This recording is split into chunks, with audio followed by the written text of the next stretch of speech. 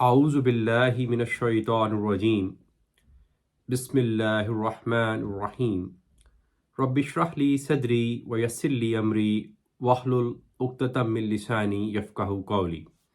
Dear audience, Assalamu alaikum. Today's talk is the second talk on the topic of the riba, usury or interest.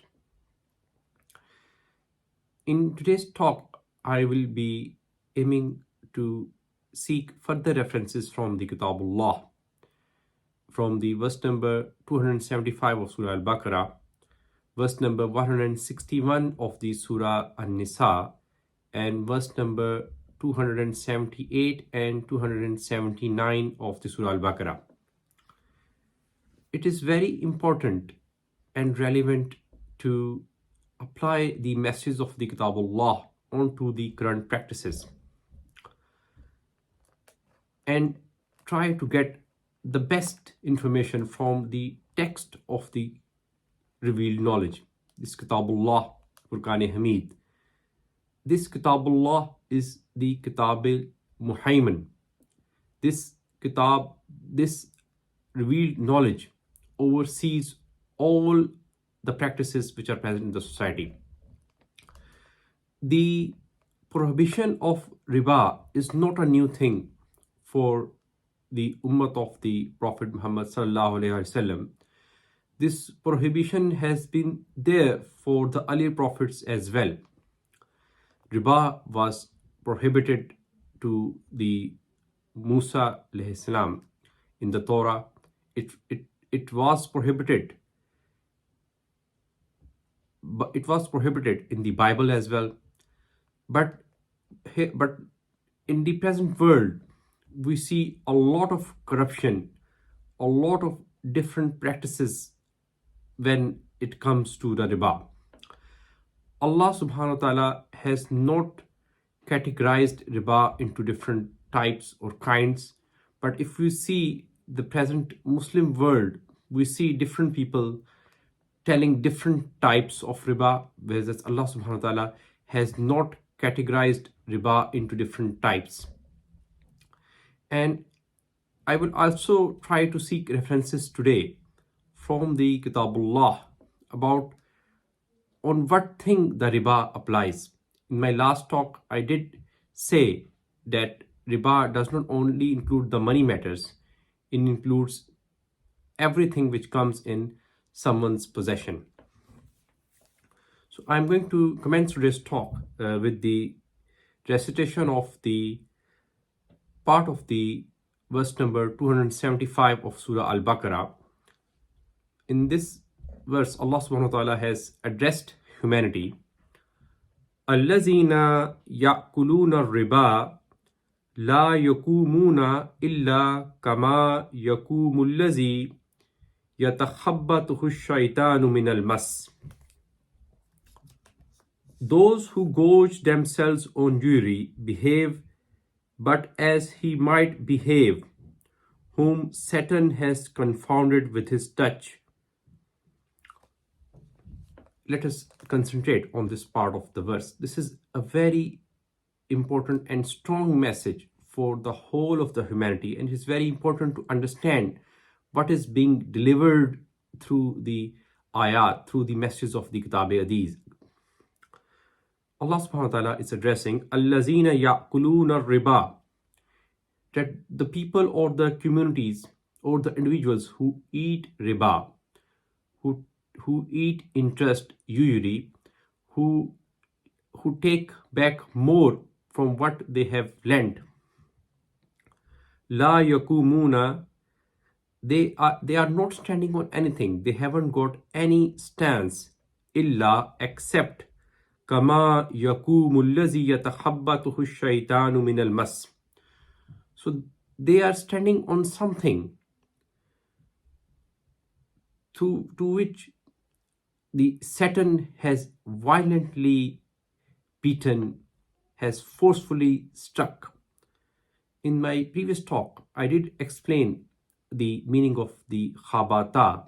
Khabata is the root word of the yatakhabbatuhu, the word used here. we can understand the meaning of khabata by taking the analogy of the camel, which is one of the largest cattle. So the camel, as it moves and it moves in the desert, it leaves its footprints, and those footprints can be seen from a distance.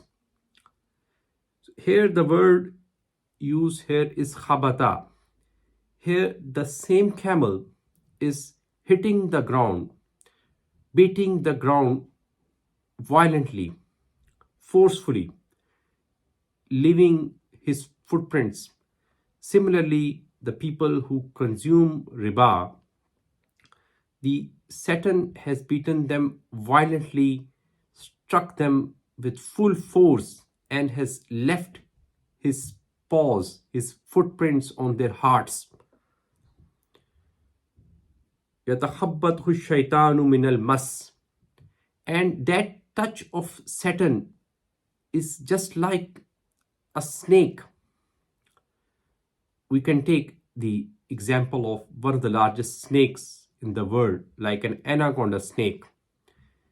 So that snake, what does it do? That snake kills by encircling and constricting its prey, leading to suffocation, asphyxia, and death. Such is the spiritual death which happens of the people who eat riba. Those people are spiritually dead who eat riba. Now I'm moving to the verse number 161 of the Surah An-Nisa. Riba is not a new thing. The prohibition of riba and the practices of riba in the human race are not a new thing. These practices have been there from millennia. And Allah subhanahu wa ta'ala has prohibited riba in the previous ummahs as well, in the Torah, in the Bible. But let's seek what is Allah subhanahu wa ta'ala is addressing in the verse number 161 of the Surah An-Nisa. This verse is about the Jewish community. وَأَخْذِهِمُ الرِّبَا وَقَدْ نُهُوا عَنْهُ وَأَكْلِهِمْ أَمْوَالَ النَّاسِ بِالْبَاطِلِ وَأَعْتَدْنَا لِلْكَافِرِينَ مِنْهُمْ عَذَابًا أَلِيمًا. Meaning, and for their taking usury, although it had been forbidden to them, and their wrongful devouring of other people's possessions, and for those from among them who continue to deny the truth, we have readied grievous suffering. Here Allah subhanahu wa ta'ala is addressing to the Muslim community, as well as to the Jewish community, as well as to the Christian community. All the humanity has been addressed, but in particularly about the Jewish community, that what they have taken, they have adopted riba. If we see the current practices in the Jewish community, they preach that you cannot take riba within the Jewish community, but outside the Jewish community you can as much riba as you can, you're allowed. This is their teaching, present teaching there. But this was not what Allah subhanahu wa ta'ala has ordained them or enjoined them, or have commanded them. The practices are different from what was being they were asked to do. So Allah subhanahu wa ta'ala is saying, وَأَخْذِهِمُ الرِّبَا وَقَدْ نُهُوا. So what they have done, they have adopted riba. They have adopted the practices of usury, interest, for which they were forbidden. وَأَكْلِهِمْ أَمْوَالَ النَّاسِ بِالْبَاطِلِ. And they eat the people's possession through unfair means, meaning through riba. Here the word used is amwal or mal. So mal does not only include money. It does include money, dinar, dirhams, any currency, but it includes anything which a person can possess. It could be cattle, it could be land, it could be property, it could be silver, it could be gold, anything which a person can possess comes in the category of mal. وَآتَدْنَا لِلْكَافِرِينَ مِنْهُمْ عَذَابًا أَلِيمًا. And towards the end of the verse, Allah subhanahu wa ta'ala is saying that we have prepared for the deniers of the truth a grievous suffering. Now I'm moving back to Surah Al-Baqarah, and I'm going to recite verse number 278 and 279, where an address has been made to the believers. Ya ayyuhallazina amanu taqullaha wazaru ma baqiya min ar-riba in kuntum mu'minin. O you who have attained to faith, remain conscious of God and give up all outstanding gains from usury if you are truly believers. So here Allah subhanahu wa ta'ala is addressing Ya ayyuhallazina amanu, O people who have attained to faith, ittaqullaha, acquire the discipline in your life according to the commandments of the Allah subhanahu wa ta'ala. Remain conscious of your Rabb, of your God. Wazaru ma baqiya min ar-riba, or whatsoever is left in the gains in relation to usury or interest, leave it. In kuntum mu'minin, if you are truly believers. In verse number 279, Allah subhanahu wa ta'ala is addressing فَإِن لَمْ تَفْعَلُوا, but if you don't do it,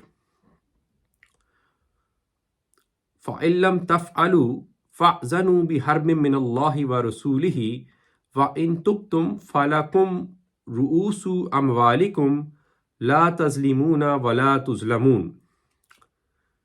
For if you do it not, then know that you are at war with God and His apostle. But if you repent, then you shall be entitled to the return of your principal. You will do no wrong, and neither you will be wronged. Let us concentrate and pay heed to the message of the Kitab-e-Aziz. Allah subhanahu wa ta'ala is addressing to the believers here, فَإِن لَمْ تَفْعَلُوا, that if you don't do it, if you don't leave whatsoever which is left in the gains in relation to riba, in relation to usury or interest, فَأْذَنُوا بِحَرْبٍ مِّنَ اللَّهِ وَرَسُولِهِ. So know that you are at war with God and His messenger, with His Rasul, His Prophet. وَإِن تُبْتُمْ, but if you repent and you change your practices, فَلَكُمْ رُؤُوسُ أَمْوَالِكُمْ, for you is your capital of your amwal. This is your right. Again here, the word used here is amwal, or mal is the singular word of the word amwal. So mal applies to everything, whether it is cattle, property, currency, any currency, silver, gold, so land, so house. It applies to each and everything. It is not restricted to money alone. So Allah subhanahu wa ta'ala is saying, so whatever you have lent, the amount and the number which you have lent, it is your right to take it back. Whether it is gold, whether it is silver, whether it is land, whether it is house, whatever is your principal which you have lent, this is your right to take it back. La tazlimuna wa la tuzlamun. So towards the end of the verse, Allah subhanahu wa ta'ala is saying that you will not be wronged, and neither you should be doing injustice. So you will do no wrong, and neither you will be wronged. So in this verse of the Kitab-e-Aziz, through the tabbur of the ayat of the Kitabullah, it is quite evident that Allah subhanahu wa ta'ala is saying about the amwal of the people. And in the verse number 161 of the Surah Nisa, where the Jews were cautioned into, as we have seen in today's talk, Allah subhanahu wa ta'ala has said, وَأَقْلِهِمْ أَمْوَالَ النَّاسِ بِالْبَاطِلِ, that you eat the people's possession through unfair means, meaning interest, usury or riba here. Here the term used is amwal, which means people's possessions, which can include anything starting from money to silver, gold, cattle, land, home, or anything which a person can possess. The verse number 279 of the Surah Al-Baqarah, Allah subhanahu wa ta'ala is saying to the lender, Falakum ru'usu amwalikum, that the amount which you have lent is your right to take back. And at both places, the term used is amwal or mal, which means people's possession, which can include anything which a person can possess. It could be house, it could be a land, it could be silver, it could be gold, it could be money, any currency. So towards the end of the verse of the 279, Allah subhanahu wa ta'ala is saying that about the lender, yet you will do no wrong and neither you will be wronged. With this, I am concluding today's talk, and I seek Allah's forgiveness if there's any shortcoming in the delivery of the message. رَبَّنَا لَا تُؤَاخِذْنَا إِن نَّسِينَا وَأَخْطَأْنَا رَبَّنَا وَلَا تَحْمِلْ عَلَيْنَا إِصْرًا كَمَا حَمَلْتَهُ عَلَى الَّذِينَ مِن قَبْلِنَا رَبَّنَا وَلَا تُحَمِّلْنَا مَا لَا طَاقَةَ لَنَا بِهِ وَاعْفُ عَنَّا وَاغْفِرْ لَنَا وَارْحَمْنَا أَنْتَ مَوْلَانَا فَانصُرْنَا عَلَى الْقَوْمِ الْكَافِرِينَ. جزاكم الله خير.